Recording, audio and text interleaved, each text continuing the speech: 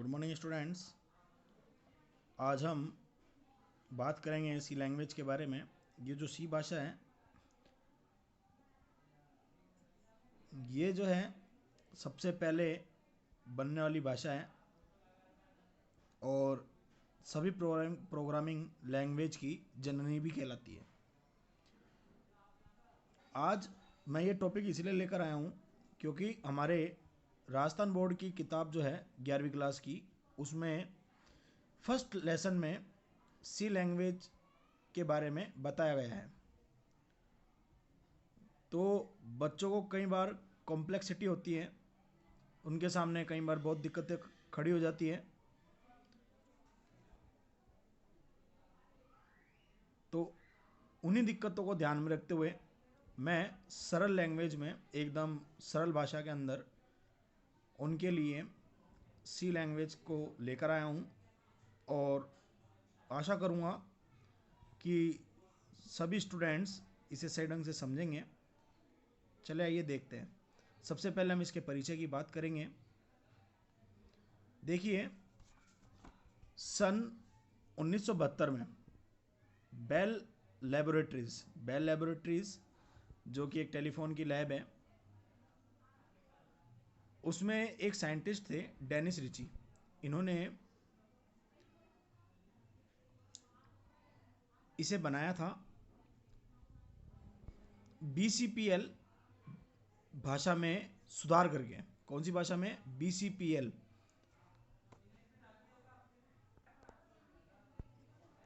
BCPL का पूरा नाम होता है बेसिक कंबाइंड प्रोग्रामिंग लैंग्वेज। इस प्रोग्रामिंग लैंग्वेज का ज़्यादातर उपयोग सॉफ्टवेयर बनाने में किया जाता है। अगर आप देखेंगे अपने पास के मेडिकल स्टोर पे, तो वह दवाइयों का जो डेटा है वो कंप्यूटर पे चढ़ाता है। तो आप देखेंगे कि उनके सामने जो इंटरफेस होता है वो ब्लू कलर की स्क्रीन बनी हुई होती है। तो इसका जो इंटरफेस होता है सी लैंग्वेज का, उसमें बैकग्राउंड जो होता है वो ब्लू कलर का होता है। अब आइए आगे बात करते हैं। यह एक लो लेवल लैंग्वेज है जिसमें हाई लेवल लैंग्वेज के फीचर्स भी हैं। मतलब ये क्या है, एक निम्न स्तरीय भाषा जिसमें उच्च स्तरीय भाषा के कुछ विशेषताएं हैं, गुण हैं। इसकी सोर्स फाइल का एक्सटेंशन, मतलब इसके अंदर जो भी फाइलें बनती हैं, जब उनको सेव किया जाता है तो उसका जो एक्सटेंशन होता है वो होता है .c। तथा इसके अंदर जो ऑब्जेक्ट बनाए जाते हैं या ऑब्जेक्ट फाइलें बनाई जाती है, उनका एक्सटेंशन होता है .obj। सी लैंग्वेज में 1969 में यूनिक्स ऑपरेटिंग सिस्टम भी लिखा गया था। जो यूनिक्स ऑपरेटिंग सिस्टम है उसे सी लैंग्वेज में लिखा गया था। यहाँ तक कि डोज, विंडोज, लाइनक्स, मैकेंटोस, इसके भी कई फीचर्स जो हैं या कई कंपोनेंट जो हैं उनकी कोडिंग सी भाषा में ही की गई है। आइए अब सी भाषा की कुछ विशेषताओं की बात करते हैं।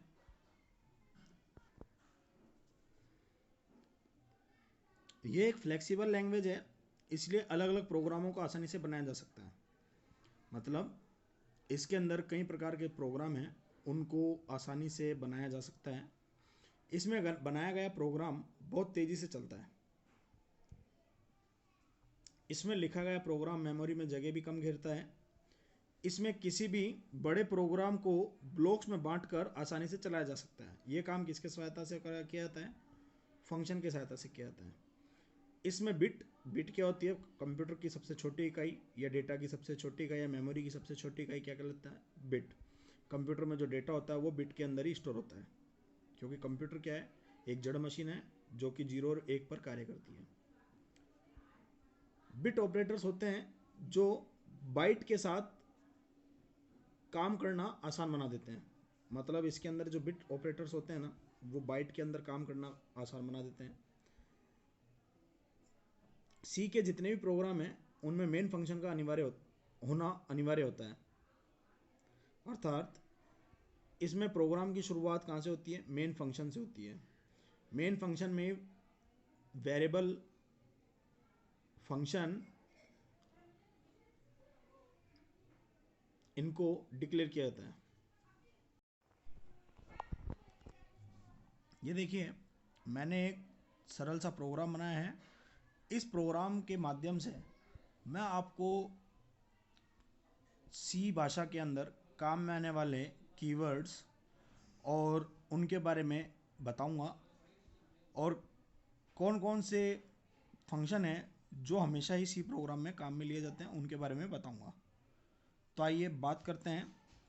सी का प्रोग्राम जो होता है वो हमेशा चालू होता है hash include studio dot H hash include conio dot H से। ये दोनों क्या है, ये हेडर फाइल होती हैं। अब ये जो हेडर फाइलें होती हैं, ये दोनों हेडर फाइलें जो हैं वो अपने अंदर कई फंक्शंस रखती हैं, और ये हेडर फाइलें ही कंपाइलर से हमें जोड़ती हैं। कंपाइलर जो होता है वो क्या करता है, जो सी प्रोग्राम की लाइब्रेरी है उसमें जो फंक्शंस हैं उन्हें काम में लेने की अनुमति प्रदान करता है। अब आगे भी हम इसे समझेंगे थ्योरियों से, पहले आप एक बार समझिए। मेन जो है सभी प्रोग्राम में होता है, मेन फंक्शन सभी प्रोग्रामों में होना अनिवार्य है। मेन के बाद में कर्ली ब्रेसेस ऑन किया जाता है। अब देखिए मैंने यहाँ पे इंट लिया है, ये क्या है, एक डेटा टाइप है। क्या है ये, एक डेटा टाइप। आगे आने वाली वीडियोस में हम कई डेटा टाइप्स के बारे में पढ़ेंगे कि डेटा टाइप क्या होता है, वो काम क्या करते हैं, मेमोरी में कितनी जगह लेते हैं, इन सभी के बारे में। ये मैंने 3 वेरिएबल लिए हैं, ए बी टोटल। मेरा जो प्रोग्राम है बेसिकली 2 वेरिएबल को इनपुट के रूप में लेके उनका टोटल प्रिंट कराने का है। मतलब 2 वैल्यूज़ को आप जोड़ोगे और उसका मान जो है वो प्रिंट कराओगे। डेटा टाइप वेरिएबल डिक्लेरेशन, देखिए ये डेटा टाइप हो गया, ये वेरिएबल को डिक्लेयर किया गया है।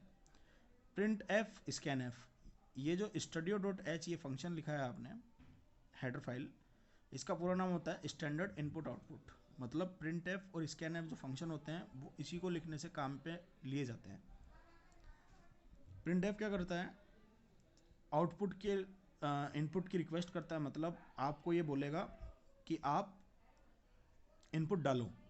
ये क्या है, एक आउटपुट फंक्शन है। मतलब इसमें जो भी कुछ लिखा जाता है वो स्क्रीन पे प्रिंट होता है। जैसे मैंने लिख दिया print f enter two number, तो आपके सामने स्क्रीन पे आएगा एंटर टू नंबर। तो ये क्या हो गया, आउटपुट फंक्शन, जो आपसे को क्या बोल रहा है, 2 नंबर इनपुट करने की बोल रहा है। स्कैन एफ ये कौन सा फंक्शन है, इनपुट फंक्शन। %d ये फॉर्मेट स्पेसिफायर है जो कि इंटीजर के लिए लगाए जाते हैं। एंड ए एंड बी, जब भी इनपुट लेना होगा यूजर से तो and a and b, 2 variable हैं ए और बी, क्योंकि इन दोनों का जो नंबर डलेगा वो टोटल में जाके प्रिंट होगा। तो ए बी तो वेरिएबल हो गए। अब मैंने यहाँ पे फंक्शन बना दिया मेरा, जिसका मैं बोल सकता हूँ 2 संख्याओं को जोड़ने का फंक्शन है ये। Total equals to a plus b, print f total is, मतलब ए बी का जो टोटल होगा, ए और बी को जो जोड़ेंगे तो उसका टोटल इधर जाएगा। और टोटल इज अपने सामने मैसेज आएगा, टोटल इज %d मतलब एक ही नंबर आएगा, इन 2 संख्याओं को जोड़ के नंबर 1 आएगा, और लास्ट में टोटल हो जाएगा। गेट सी एच स्क्रीन पर आउटपुट को रोकने के लिए इसका प्रयोग किया जाता है। अच्छा, अब ये गेट सी एच क्यों है, क्योंकि मैंने यहाँ पे क्या लिखा है, कोनियो डॉट एच। इसका मतलब होता है कंसोल इनपुट आउटपुट। इसके बेसिकली 2 फंक्शन होते हैं, क्लियर स्क्रीन जो कि क्या करते हैं, प्रत्येक बार आउटपुट के लिए स्क्रीन को साफ करते हैं, और गेट सी एच क्या करता है, इस स्क्रीन पर आउटपुट को रोकता है। आइए अब इसको और थ्योरियों से समझने की कोशिश करते हैं। देखिए हेडर फाइल्स या प्री प्रोसेसर कनेक्टर्स, ये सी प्रोग्राम की शुरुआत में लगाया जाता है। जैसे मैंने आपको बताया था hash include studio dot H, hash include conio dot H. ये हेडर फाइल सी की लाइब्रेरी में स्टोर रहती हैं। कहाँ पे रहती हैं स्टोर, सी की लाइब्रेरी में।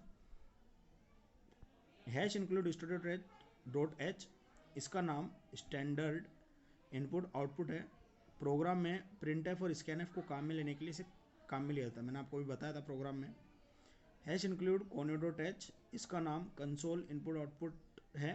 प्रोग्राम में क्लियर स्क्रीन व गेट सी एच को काम में लेने के लिए इसे लिखा जाता है। अब बात करते हैं दूसरे की, मेन फंक्शन। सी या सी प्लस प्लस के सभी प्रोग्राम जो होते हैं वो मेन फंक्शन से चालू होते हैं, अर्थात सी प्रोग्राम के चलने पर कंपाइलर सर्वप्रथम मेन फंक्शन को ही कॉल करता है। तीसरा, मेन फंक्शन कर्ली ब्रैकेट से चालू होते हैं। चौथा, सभी लोकल वेरिएबल की डिक्लेरेशन कर्ली ब्रेसिस के अंदर होती है। अब ये लोकल वेरिएबल क्या होता है, ये आपको मैं जब वेरिएबल वाला टॉपिक कराऊंगा तो मैं उसमें बताऊंगा कि वेरिएबल क्या होता है, इसका रोल क्या होता है। आइए अब हम बात करते हैं लैंग्वेज ट्रांसलेटर की। देखिए, लैंग्वेज ट्रांसलेटर क्या करते हैं, जो हमारे सोर्स कोड मतलब हम जो भी कुछ लिख रहे हैं उसको ऑब्जेक्ट कोड में बदलते हैं, या फिर हमारे द्वारा लिखे गए कोड को मशीनी लैंग्वेज में बदलते हैं, क्योंकि हमारा जो कंप्यूटर है वो हमारा द्वारा दिया गया जो भी इनपुट है वो नहीं समझता है, वो पहले हमारे द्वारा दिए डाले गए डेटा को कन्वर्ट करता है अपनी भाषा में, उसके बाद में समझता है। और ये काम कौन करवाते हैं, लैंग्वेज ट्रांसलेटर। देखिए, 3 प्रकार के होते हैं, असेंबलर, कंपाइलर और इंटरप्रेटर। असेंबलर क्या करते हैं, असेंबली भाषा को मशीनी भाषा में बदलता है। कंपाइलर, अच्छा अब एक चीज़ और मैं बता दूं, कंपाइलर जो होता है सी व सी प्लस प्लस भाषा में होता है। कंपाइलर कहाँ पे किस में होता है, सी व सी प्लस प्लस भाषा में। जितने भी प्रोग्राम है सी व सी प्लस प्लस भाषा के, उन सभी को कंपाइल करके रन करने के लिए किसे काम में लेता है, कंपाइलर को। हाई लेवल लैंग्वेज को मशीनी भाषा में बदलता है। देखिए, कंपाइलर और इंटरप्रेटर दोनों एक समान ही हैं, लेकिन दोनों में थोड़ा सा डिफरेंस है। जैसे कंपाइलर है, हाई लेवल लैंग्वेज को मशीनी लैंग्वेज में बदलेगा, लेकिन पूरे सोर्स कोड को एक साथ, मतलब आपने कोई 50 लाइनों का प्रोग्राम लिखा है तो ये 50 की 50 लाइनें एक साथ चलाएगा, और यदि उनमें कोई त्रुटि नहीं है, कोई गलती नहीं है या कोई एरर नहीं है, तो ये प्रोग्राम को रन कर देगा, मतलब हमारे सामने आउटपुट स्क्रीन आ जाएगी। और यदि गलती है तो ये नीचे बॉटम में उन गलतियों के बारे में लिख देगा। इंटरप्रेटर हाई लेवल लैंग्वेज को मशीनी भाषा में बदलता है, लेकिन लाइन बाय लाइन। जैसे विजुअल बेसिक एक भाषा है, उसमें इंटरप्रेटर को काम में लेता है। इंटरप्रेटर क्या काम करता है, जैसे आपने एक लाइन लिखी, यदि वो लाइन सही है तो ये क्या करेगा, पहले उस लाइन को स्कैन करेगा, अगर वो लाइन सही है तो ये अगली लाइन को लिखने देगा। अगर पहली लाइन में गलती है तो ये पहली लाइन में बता देगा आपको एरर। तो समझ में आ गया होगा आपको लैंग्वेज ट्रांसलेटर क्या होते हैं। आइए अब बात करेंगे हम अपने अगले टॉपिक सी में कैरेक्टर सेट की। देखिए, सी में कैरेक्टर सेट या character set of C computer language एक भाषा है जिसका प्रयोग कर हम कंप्यूटर को हमारी आवश्यकताओं के बारे में बता सकते हैं। किसी भी भाषा को सीखने से पहले हमें इसके कैरेक्टर्स के बारे में जानना जरूरी होता है। सी लैंग्वेज में कैरेक्टर सेट को 4 भागों में बांटा गया है। मैं अभी एक इमेज भी डालूंगा जिसमें आपको सारे के सारे कैरेक्टर सेट दिखाई देंगे। अब बात करते हैं पहले कैरेक्टर सेट की, जिसका नाम है लेटर्स। अंग्रेजी के अल्फ़ाबेट बड़ी ABCD मतलब कैपिटल लेटर A से Z और छोटी ABCD small letter A to Z इसके लेटर्स हैं। सी एक केस सेंसिटिव लैंग्वेज है, इसलिए सी में छोटे a और बड़े a दोनों के अलग अलग लेटर हैं। मतलब आपने मानिए वेरिएबल में छोटा a लिखा है तो उसका मतलब अलग है, आपने एक बड़ा a लिखा है तो उसका मतलब अलग अलग है। तथा इन लेटर्स को आइडेंटिफायर, कीवर्ड, स्ट्रिंग आदि का निर्माण होता है। और इन लेटर से किसका निर्माण करते हैं, आइडेंटिफायर, कीवर्ड, स्ट्रिंग आदि का। अब हम आगे आइडेंटिफायर, कीवर्ड, स्ट्रिंग, इन सभी के बारे में विस्तार पूर्वक पढ़ेंगे, तो बने रहिए। दूसरा है डिजिट। सी में आइडेंटिफायर न्यूमेरिक वैल्यू के लिए उपयोग किए जाते हैं, यह 0 से 9 तक होते हैं। तीसरा है स्पेशल कैरेक्टर, इसका प्रयोग प्रोग्रामिंग में विशेष स्थानों पर ही किया जाता है। अब ये निम्नानुसार हैं, देखिए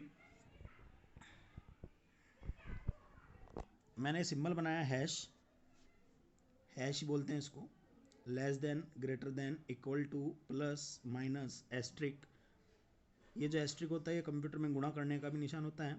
परसेंटेज, स्लैश, फ्रंट स्लैश है ये, एट द रेट, जीमेल में काम में आता है, exclamation, question mark, colon, semi colon. C language के जितने भी स्टेटमेंट होते हैं उनको सेमी कोलन से ही खत्म किया जाता है। यहाँ तक कि C++ के प्रोग्राम भी सेमी कोलन की सहायता से खत्म किए जाते हैं। कैरेट, %, इनपुट लेने के लिए, टाइल्ड, कंस्ट्रक्टर के लिए काम में आएगा ये, डिस्ट्रक्टर के लिए काम में आएगा ये, dollar, comma, double quote, string double quote में घोषित किया जाता है स्ट्रिंग को, बैकस्लैश, फॉर्मेट स्पेसिफायर्स के साथ में बैकस्लैश काम में लेते हैं, single comma, single character string के लिए सिंगल कोमा को काम में लिया जाता है। मैं इसका एक चित्र भी डाल दूंगा जिससे आप और अच्छे ढंग से समझेंगे। अब एक आखिरी का है वाइड स्पेस, इसमें होता है हॉरिजॉन्टल टैब, %T लिखते हैं, carriage, return, new line, form feed और ब्लैंक स्पेस। अगर आपको ये वीडियो और ये जानकारी अच्छी लगी हो तो हमारे चैनल को सब्सक्राइब करें तथा इस वीडियो को लाइक करें, और यदि आपको कोई दिक्कत आ रही है तो हमारे कमेंट सेक्शन में आप हमें कमेंट भी कर सकते हैं। धन्यवाद।